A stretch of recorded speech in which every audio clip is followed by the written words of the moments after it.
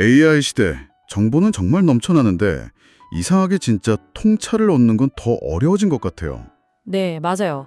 정보가 너무 많으니까 오히려 핵심을 놓치기 쉽죠. 혹시 생성형 AI한테 우호 회사 전망 어때? 이렇게 질문 던져보신 적 있으세요? 아, 그럼요. 해봤죠. 답변이 보통 어떻던가요? 뭐 인터넷 기사 몇 개 요약해주는 약간 어디서 본 듯한 그런 정보들이 대부분이더라고요. 바로 그겁니다.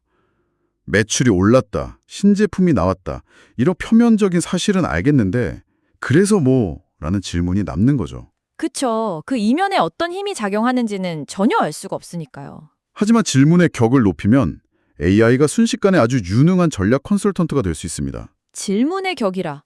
흥미로운데요? 오늘 저희가 살펴볼 자료가 바로 그 격이 다른 질문을 만드는 비법, 수십 년간 경영학의 바이블로 불려온 고전이죠. 마이클 포터의 5 Force 프레임워크입니다. 아, 파이브 포스. 이건 뭐 시대가 변해도 비즈니스의 본질을 꿰뚫어보는 데는 정말 이만한 도구가 없는 것 같아요. 맞습니다.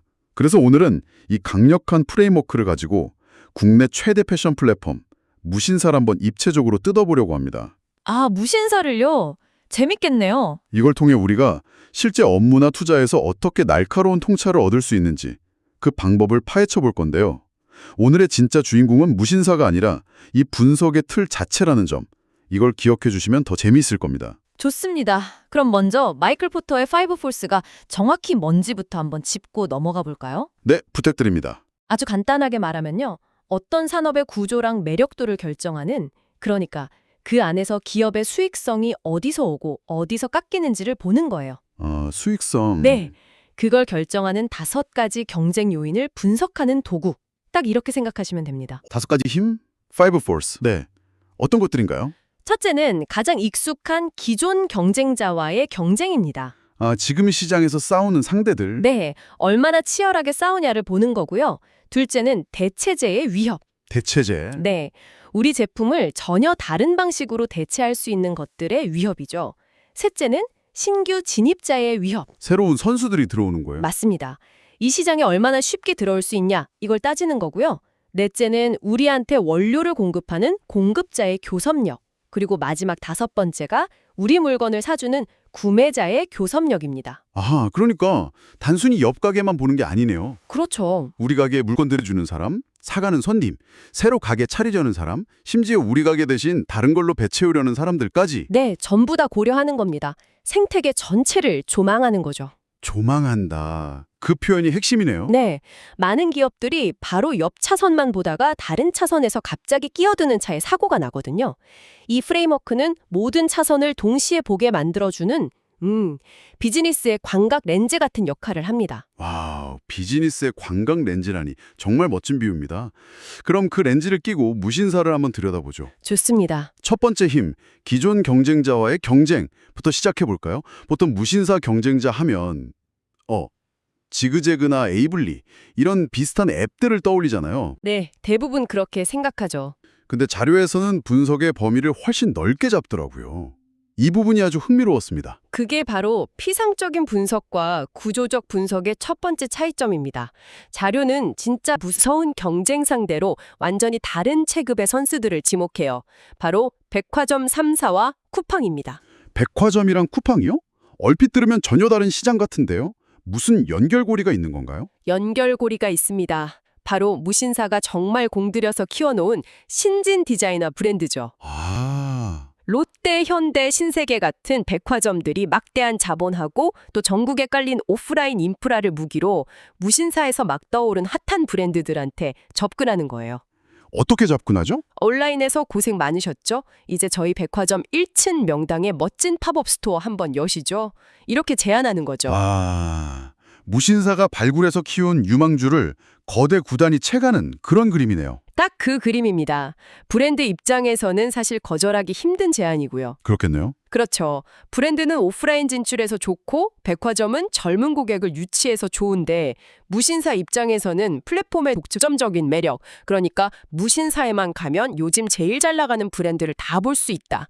이 희소성이 훼손되는 겁니다. 브랜드 권위에 대한 직접적인 도전이군요. 네, 그럼 쿠팡은 어떨까요? 쿠팡은 어떤 식으로 위협이 되죠? 쿠팡은 쿠팡은 무신사의 또 다른 축인 유통 주도권을 흔듭니다. 유통 주도권? 네, 쿠팡의 무기는 모두가 알다시피 로켓 배송이잖아요. 네, 압도적인 편리성. 그렇죠. 패션 상품도 예외는 아니거든요. 소개팅이 내일인데 오늘 밤에 꼭 받아야 해 같은 긴급한 수요가 분명히 존재합니다. 아, 있어. 이런 속도와 효율을 중시하는 고객들이 점점 쿠팡으로 넘어갈 수 있다는 거죠. 와, 백화점은 무신사의 브랜드 가치를 공격하고 쿠팡은 물류 편의성을 공격하고 이게 정말 날카로운 분석이네요. 맞습니다. 이게 바로 파이브포스의 첫 번째 렌즈를 제대로 꼈을 때 보이는 풍경인 거죠. 좋습니다. 그럼 두 번째 힘, 대체제의 위협으로 넘어가 보죠. 이 개념이 정말 재밌더라고요. 네, 경쟁자는 우리랑 같은 걸 파는 상대지만 대체제는 고객의 필요를 아예 다른 방식으로 채워준다는 점이 다르죠. 영화관의 경쟁자는 옆 동네 영화관이지만 대체제는 넷플릭스나 유튜브인 것처럼요. 완벽한 비유입니다. 영화를 보고 싶다는 욕구를 다른 방식으로 해결해 주니까요. 그런 관점에서 볼 때 자료가 지목한 무신사의 대체제는 정말 상상도 못한 존재들이었어요. 바로 당근마켓과 다이소였죠. 전혀 다른 세상 이야기 같죠. 하지만 고객의 지갑과 시간을 빼앗는다는 점에서는 아주 직접적인 대체제입니다. 당근마켓부터 한번 볼까요? 네, 당근마켓이나 크림 같은 리셀 플랫폼들. 사람들이 여기서 한두 번 입을 옷을 합리적인 가격에 구하거나 입던 옷을 팔아서 현금화하기도 하거든요. 옷이 필요하다면 문제를 새 옷 사기 말고 중고옷 거래라는 아주 강력한 선택지로 해결하는 거군요. 정확합니다. 특히 가치 소비를 중시하는 젊은 층에게는 새 제품 구매 수요 자체를 잠식하는 효과가 있어요. 무신사 앱 켤 시간에 당근마켓 앱을 켜게 만드는 거죠. 와, 다이소의 공습은 더 노골적입니다. 다이소는 정말 의외였어요. 패션 플랫폼의 대체제라고 하기엔 좀 거리가 있어 보였는데 핵심은 베이직 아이템 시장입니다. 양말, 기본 무지 티셔츠, 속옷 같은 것들이요. 무신사 스탠다드. 네, 이 시장이 원래 무신사 스탠다드가 가성비 끝판왕으로 불리면서 꽉 잡고 있던 영역이고 아주 안정적인 캐시카우였거든요. 그쵸. 기본템은 무텐다드라는 공식이 있었죠. 그런데 다이소가 이 시장을 무섭게 파고들고 있습니다. 품질도 괜찮은데 가격은 훨씬 싸죠. 그럼 소비자들이 이렇게 생각하기 시작하는 거예요. 양말 몇 켤레 사려고 앱 켜고 배송비 맞추고 며칠씩 기다릴 필요 있나? 그냥 집 앞 다이소 가서 1,000원에 바로 사면 되는데. 와, 듣고 보니 소름이 돋네요. 저도 모르게 그러고 있더라고요. 예전엔 당연히 무신사에서 묶음으로 샀는데 얼마 전에 급하게 필요해서 다이소 갔다가 양말을 몇 개 집어들었어요. 바로 그 경험이 핵심입니다. 그런 작은 균열들이 모여서 무신사의 기초 체력을 갉아먹는 무서운 대체제가 되는 거죠. 프레임워크가 없었으면 정말 전혀 다른 산업이라고 무시했을 존재들이네요. 네, 사실은 심장을 노리고 있었던 겁니다. 정말 흥미롭습니다. 그럼 세 번째와 네 번째 힘, 신규 진입자의 위협과 공급자의 교섭력도 살펴보죠. 신규 진입자는 아마 많은 분들이 예상하실 것 같아요. 네, 바로 알리익스프레스와 테무, 중국계 이커머스 플랫폼들이죠. 이들의 무기는 역시 가격이겠죠. 가격 그 이상입니다. 단순히 저렴하다를 넘어서요. 이들은 완전히 다른 비용 구조와 공급망을 가지고 시장에 들어오거든요. 다른 비용 구조라면요? 국내 업체들이 따라할 수 없는 생산 단가로 소비자들의 가격 기대치를 아예 리셋시켜버립니다. 한번 5,000원짜리 티셔츠에 익숙해진 소비자는 다시 2만 원짜리 티셔츠를 살 때 망설이게 되거든요. 시장의 수익성 자체를 파괴하는 거군요. 네, 근본적인 위협이죠. 동시에 네 번째 힘인 공급자의 교섭력 변화도 심상치 않습니다. 공급자, 즉 입점 브랜드들의 힘이 강해졌다. 이런 뜻인가요? 네, 훨씬 강해졌다는 뜻입니다. 특히 나이키 같은 글로벌 대형 브랜드를 예로 들면 이해가 쉬워요. 과거에 나이키가 무신사에 입점했을 땐 엄청난 화제였잖아요. 네, 그 자체로 뉴스였죠. 무신사의 성장을 이끈 파트너였죠. 그런데 지금은 상황이 달라졌습니다. 어떻게 달라졌죠? 이제 나이키 같은 브랜드들은 굳이 무신사를 거치지 않고 자사 공식 앱이나 홈페이지, 즉 자사몰을 통해 직접 판매하는 D2C 전략을 공격적으로 강화하고 있습니다. D2C요? 네, 다이렉트 투 컨슈머. 이번 한정판 신발은 우리 공식 앱에서만 단독 발매합니다. 이렇게 선언해버리는 거죠. 그게 단순히 상품 하나가 빠지는 것 이상의 의미가 있겠네요. 훨씬 큰 의미죠. 그건 트래픽 자석이 사라지는 것과 같아요. 많은 사람들이 나이키 신제품 보러 무신사에 왔다가 다른 옷도 구경하거든요. 근데 그 핵심 자석이 사라지면 플랫폼 전체의 매력도가 떨어지는 큰 타격을 입게 됩니다. 이게 바로 공급자가 갑이 될 때 생기는 리스크입니다. 알겠습니다. 그럼 이제 마지막 5번째 힘, 구매자의 교섭력이 남았네요. 네, 패션 시장처럼 유행이 빠르게 변하는 곳에서는 특히 소비자의 힘이 막강합니다. 왜 그런가요? 첫째, 소비자들은 특정 플랫폼에 얽매일 이유가 없어요. 전환 비용이 거의 제로에 가깝죠. 이 앱이 마음에 안 들면 그냥 지우고 다른 앱 깔면 그만이니까요. 그렇네요. 둘째, SNS나 커뮤니티를 통해 가격 비교, 후기 공유가 실시간으로 이루어지잖아요.